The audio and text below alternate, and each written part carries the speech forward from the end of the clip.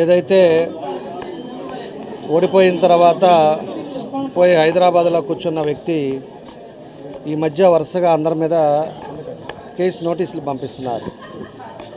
అంటే మాట్లాడితే అతను చేసే పనులను బట్టి మాట్లాడిన దాని మీద కేసు నోటీసు పెట్టి దాని మీద సంజాయిష్ కావాలని చెప్పేసి వాళ్ళు అడుగుతూ ఉన్నారు.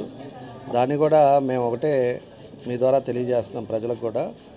బూతులు మాట్లాడిన వ్యక్తి ఎవరు అంటే అందరికీ తెలుసు. నీ ఇష్టారాజ్యంగా నీకు అధికారం ఉందిలే అని చెప్పి, అవినీతి డబ్బులు ఉన్నాయిలే అని చెప్పి నీ ఇష్టారాజ్యంగా మాట్లాడి వెళ్ళి ఒకరోజు వచ్చావు, ఒకరోజు మాట్లాడి వెళ్ళావు.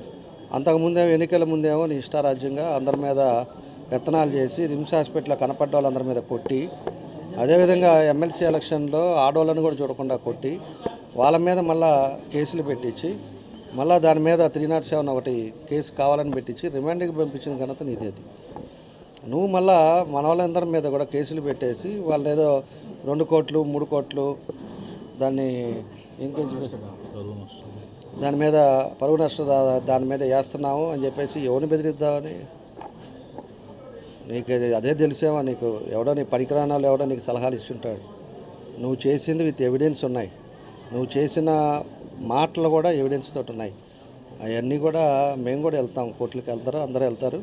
నువ్వు మాట్లాడచ్చు అంటే నీకేమైనా శాసనం రాసిచ్చారా? ఇంకేమన్నా ఎవరినంటే ఎవరిని పట్టుకొని ఎవరినంటే అట్లా మాట్లాడటానికి నీకొకటి ఇంకోటికి ఒకటే. వాళ్ళు ప్రెస్లోనే మాట్లాడారు, అందరికీ తెలిసే విధంగా మాట్లాడారు, నువ్వు చేసిన యాక్టివిటీస్ మాట్లాడారు, అంతేగాని వ్యక్తిగతంగా ఎవరు మాట్లాడాల. నువ్వు కావాలని చెప్పి దాన్ని పెట్టి ఏదో బ్లాక్మెయిల్ చేయాలని చెప్పో లేకపోతే ఇంకోటి అంటే ఎవడు భయపడేవాడు ఎవడు లేడు. దానికి ఏం చేయాలనేది చట్ట ప్రకారంగా మేము తీసుకుంటాం. రేపు అంతా కూడా పోలీసు వాళ్ళు ఇంకా వ్యవస్థ కూడా మారేది ఉంది. నిన్నే డిఎస్పీ రాత్రే చేశారు, ఇంకో సిఐ కూడా రావాల్సింది ఉంది. వచ్చిన తర్వాత దీని మీద అన్నీ కూర్చుంటాం. పాత ట్రాక్ రికార్డు, పాత ఏదైతే మా దగ్గర పెన్ డ్రైవ్లో క్లిప్పింగ్స్ ఉన్నాయో అప్పుడు మీడియాలో వచ్చిన క్లిప్పింగ్స్ కానీ ఇవన్నీ తీసుకుంటాం. ఎవరెవరి మీద కేసు పెట్టాలా, ఎవరెవరు గంజాయి బ్యాచ్ని పెట్టుకొని నీ ఇష్టం వచ్చినట్టు ఊగుతా రిమ్స్ హాస్పిటల్కి వచ్చి అద్దాల పగలు కొట్టేసి ఆ రోజు చేసావో విత్ ఎవిడెన్స్ తోటి అన్నీ కూడా తీస్తాం. తీసిన తర్వాత అప్పుడు ఎవరికి మీద కేసులు పెడతారా, ఎవరిది కరెక్ట్ ఉందా అవి కూడా పబ్లిక్ కూడా పబ్లిష్ చేస్తాం, పబ్లిక్ కూడా చూపిస్తాం జరిగినవి కూడా. ఆ విధంగా కేసులు ఎవరి మీద పెట్టాలో కూడా చూస్తాం. నువ్వు పెట్టే చెత్త కేసులకి ఇక్కడ కూడా భయపడేవాళ్ళు లేడని చెప్పి కూడా మేము తెలియజేస్తూ ఉన్నాం. రెండవది వచ్చేసి 15 బూతుల మీద రీకౌంటింగ్ కూడా పెట్టావు, మంచిదే. దాంట్లో మేము కాదనట్లేదు, మంచిదే. అదేదో నేను కలెక్టర్ గారు కూడా ఇచ్చారు, ఏదో 15 నుంచి 20 దాకా అని చెప్పేసి ఏదో డేట్ కూడా ఇచ్చారు. అట్లా కూడా అది కూడా కౌంటింగ్ అది కూడా తేలితే కానీ ఏం జరుగుద్దో కూడా అందరికీ తెలుస్తుంది.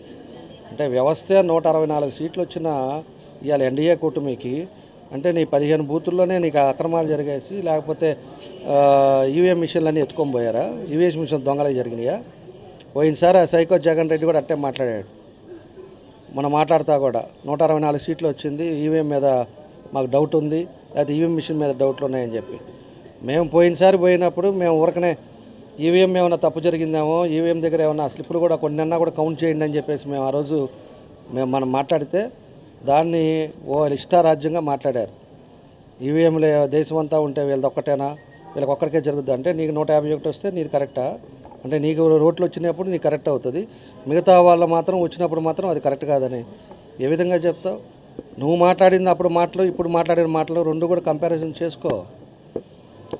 ఆ జగన్ రెడ్డికి మెంటలు వచ్చి ఇలా 11 సీట్లు వచ్చాక అతను మైండ్ పోయి అతను మాట్లాడుతున్నాడు. మీరేడ కూర్చొని ఏదైనా పోయి హైదరాబాద్లో కూర్చొని నువ్వేం మాట్లాడుతున్నావు నీకు అర్థం కావట్లా. కౌంట్ చేసుకుంటారు, ఏమవుతుంది రాష్ట్రం అంతా దేశం అంతా అయిన తర్వాత నీ 15 బూతులు కౌంట్ చేయమని మేము కూడా చెబుతున్నాను. నువ్వు పెట్టావు, డబ్బులు కట్టావు, అవినీతి డబ్బులు ఎక్కువగా మూట కట్టుకొని వెళ్ళావు, ఇవాళ ఆడుకుంటూ హైదరాబాద్లో కూర్చున్నావు. 5 లక్షలు కాకపోతే 10 లక్షలైనా కడతావు, కడితే రేపు వెళ్తుంది కదా 10 రోజుల్లో. దాన్ని మేము పెడితే కానివ్వండి, మేము కూడా కలెక్టర్ గారిని స్వాగతిస్తాం. పెట్టండి, కౌంటింగ్ పెట్టండి, కౌంటింగ్లో చూసుకుంటాము, దాంట్లో ఏం జరగాలో దాంట్లో చూస్తారు అంతే. ఫస్ట్ రౌండ్లో పారిపోయినోడు నువ్వు. ఇంటికాడ ఎవరన్నా ఫస్ట్ రౌండ్లో అయిపోయిన తర్వాత అయినా కూడా ఇంటికి వెళ్తాం, మనం కుటుంబ సభ్యులతో ఉంటాం. అక్కడ కారు స్టార్ట్ చేసి పోయి హైదరాబాద్లో అసలు మనకి డిక్లరేషన్ కార్డు ఇవ్వకుండానే నువ్వు హైదరాబాద్లో చేరావంటే నువ్వు పెద్ద తోపు మాదిరి, నువ్వు పెద్ద 5 సార్లు గెలిచిన పెద్ద పిస్తా మాదిరి నువ్వు మాట్లాడతావు. నువ్వు వాడు ఈడని మాట్లాడావు. నువ్వు నీ మీద 25 కోట్లకి ఇవ్వాలి నేను కూడా. అవన్నీ వచ్చేసి 15 బూతుల మీద రీకౌంటింగ్ కూడా పెట్టావు. మంచిదే, దాంట్లో మేము కాదనట్లేదు, మంచిదే. అదేదో నేను కలెక్టర్ గారు కూడా ఇచ్చారు, ఏదో 15 నుంచి 20 దాకా అని చెప్పేసి ఏదో డేట్ కూడా ఇచ్చారు. అట్లా కూడా అది కూడా కౌంటింగ్, అది కూడా తేలితే కానీ ఏం జరుగుద్దో కూడా అందరికీ తెలుస్తుంది. అంటే వ్యవస్థ 164 సీట్లు వచ్చిన ఇవాళ ఎన్డీఏ కూటమికి అంటే నీ 15 బూతుల్లోనే నీకు అక్రమాలు జరిగేసి, లేకపోతే ఈవీఎం మిషన్లన్నీ ఎత్తుకొని పోయారా? ఈవీఎం మిషన్ దొంగలే జరిగినాయా? పోయినసారి ఆ సైకో జగన్ రెడ్డి కూడా అట్టే మాట్లాడాడు. మనం మాట్లాడుతా కూడా 164 సీట్లు వచ్చింది, ఈవీఎం మీద మాకు డౌట్ ఉంది, లేకపోతే ఈవీఎం మిషన్ మీద డౌట్లు ఉన్నాయని చెప్పి. మేము పోయినసారి పోయినప్పుడు మేము ఊరకనే ఈవీఎం ఏమైనా తప్పు జరిగిందేమో, ఈవీఎం దగ్గర ఏమైనా స్లిప్పులు కూడా కొన్నన్నా కూడా కౌంట్ చేయండి అని చెప్పేసి మేము ఆ రోజు మనం మాట్లాడితే దాన్ని ఇష్టారాజ్యంగా మాట్లాడారు.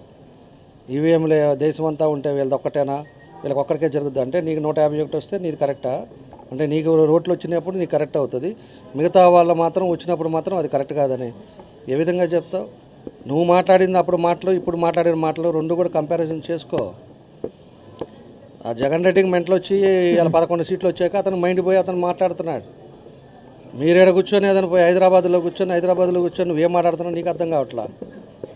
కౌంట్ చేసుకుంటారు, ఏమవుతుంది రాష్ట్రం అంతా దేశం అంతా అయిన తర్వాత నీ 15 బూతులు కౌంట్ చేయమని మేము కూడా చెబుతున్నాను. నువ్వు పెట్టావు, డబ్బులు కట్టావు, అవినీతి డబ్బులు ఎక్కువగా మూట కట్టుకొని వెళ్ళావు, ఇవాళ ఆడుకుంటూ హైదరాబాద్లో కూర్చున్నావు. 5 లక్షలు కాదు 10 లక్షలైనా కడతావు, కడితే రేపు వెళ్తుంది కదా 10 రోజుల్లో. దాన్ని మేము పెడితే కానివ్వండి, మేము కూడా కలెక్టర్ గారిని స్వాగతిస్తాం. పెట్టండి, కౌంటింగ్ పెట్టండి, కౌంటింగ్లో చూసుకుంటాము, దాంట్లో ఏం జరగాలో దాంట్లో చూస్తారు అంతే. ఫస్ట్ రౌండ్లో పారిపోయినోడు నువ్వు. ఇంటికాడ ఎవరన్నా ఫస్ట్ రౌండ్లో అయిపోయిన తర్వాత అయినా కూడా ఇంటికి వెళ్తాం, మనం కుటుంబ సభ్యులతో ఉంటాం. అక్కడ కారు స్టార్ట్ చేసి పోయి హైదరాబాద్లో అసలు మనకి డిక్లరేషన్ కార్డు ఇవ్వకుండానే నువ్వు హైదరాబాద్లో చేరావంటే నువ్వు పెద్ద తోపు మాదిరి, నువ్వు పెద్ద 5 సార్లు గెలిచిన పెద్ద పిస్తా మాదిరి నువ్వు మాట్లాడతావు. నువ్వు వాడు ఈడని మాట్లాడావు. నువ్వు నీ మీద 25 కోట్లకి ఇవ్వాలి నేను కూడా అవన్నీ.